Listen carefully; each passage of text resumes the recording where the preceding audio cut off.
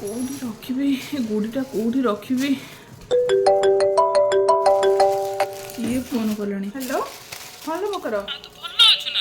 ହଁ ଭଲ ଅଛି। ଏଇ କ'ଣ ଆଉ କରିବି, ସକାଳୁ ଟିକେ ମନ୍ଦିର ଯାଇଥିଲି ତ, ଆଉ ଆସିଲା ବେଳକୁ ଏ ଗୁଡ଼ି ବିକ୍ରି ହେଉଥିଲା, ଟୋକ ପାଇଁ 2ଟା ଗୁଡ଼ି ନେଇକି ଆସିଥିଲି। ଏ ଛୁଆ ଯାକ ସବୁ ଆଜି ଗୁଡ଼ି ଉଡ଼େଇବେ, ସେ କ'ଣ ମୋତେ ରଖିଦେବ? ତା ବାପା ଅଫିସ୍ ପଳେଇବେ, ମୋତେ ହଇରାଣ କରିବ। ମୁଁ ସେଇଥିପାଇଁ ଆସିଲା ବେଳକୁ 2ଟା ଗୁଡ଼ି ନେଇକି ପଳେଇ ଆସିଥିଲି। ଆଉ 2ଟା ଗୁଡ଼ି ଆଣିବିନି, ଘଣ୍ଟେ ଭିତରେ ଗୋଟେ ଗୁଡ଼ିକୁ ଛିଡ଼େଇ ଛାଡ଼ି ଫୋପାଡ଼ି ଦେବ। ଆଉ ଟିକେ ସମୟ ଯାଇନଥିବ ମୋ ମୁଣ୍ଡଟା ଖରାପ କରିବ। ସେଇଥିପାଇଁ ଏ ଗୁଡ଼ିଟା ଲୁଚଉଥିଲି, ତୁ ଫୋନ୍ କରୁ।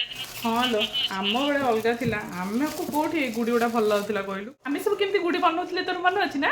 ହଁ, ସେ ପୁରୁଣା ଜାମୁକୋଳି ଗଛ ତଳେ ବସିକି କେଉଁଠି ପୁରୁଣା ଖବରକାଗଜ, କେଉଁଠି ପୁରୁଣା କ୍ୟାଲେଣ୍ଡର, ସେଇ ସବୁ ଗୋଟେଇ ଗାଟେଇକି ନେଇକି ଯିବୁ। ଆଉ ଯେଉଁ ବାଉଁଶ ପାତିଆ ନହେଲେ କଣି ସେଇଆକୁ ସୂତା ବାନ୍ଧିକି ସେ କ୍ୟାଲେଣ୍ଡର ଏତେ ମୋଟା କେଉଁଠି ଉଡ଼ିଗଲା, ସେ ଉଡ଼ୁ ନ ଉଡ଼ୁ ଆମର କ'ଣ ଅଛି, ତାକୁ ଏମିତି ଧରିକି ଖାଲି ଘିରି ଘିରି ମାରିବାର, ସେଇଥିରେ ଖୁସି ହେଇଯାଉଥିଲୁ। ଆଉ ଆମକୁ ଏ କିଣା ଗୁଡ଼ି କ'ଣ ଭଲ ଲାଗୁଥିଲା? ନାଇଁ, ଆମେ କେତେ ବନଉଥିଲେ କହିଲୁ? ଆଉ ମକର ସଂକ୍ରାନ୍ତି 15 ଦିନ ଆଗରୁ 15 ଦିନ ପରେ ପର୍ଯ୍ୟନ୍ତ ଗୁଡ଼ି ଗୁଡ଼ା ଆମର ଚାଲିଥିଲା। ତାପରେ ଯେଉଁ ମକର ଚାଉଳ ଖାଇକି ମକର ବସୁଥିଲେ ମନେ ଅଛି? ମକର ବସିବା ଆଉ ତା ପରଦିନ ବରକୋଳି ପାଇଁ ଝଗଡ଼ା କରିକି ପୁଣି ମକର ଭାଙ୍ଗିଦେବା। ତାପରେ ରାଶି ଲଡ଼ୁ ଖାଇବା ପାଇଁ ସେଦିନ କେମିତି ବାଡ଼େଇ ପିଟା ଲାଗନ୍ତି ମନେ ଅଛି ତୋର? ହ୍ୟାଲୋ, ଏବେ ଆଉ ଛୁଆ କ'ଣ ମକର ବସିବେ, ଚାନ୍ଦ ବସିବେ, କିଛି ନାହିଁ ସେଗୁଡ଼ା। ଏବେ ତ ଖାଲି ତାଙ୍କୁ ପାଠ ଏତେ ପାଠ ଯେ କହିବା କଥା ନାହିଁ, ତାଙ୍କୁ ଫୁର୍ସତି ମିଳୁନି ଆଉ।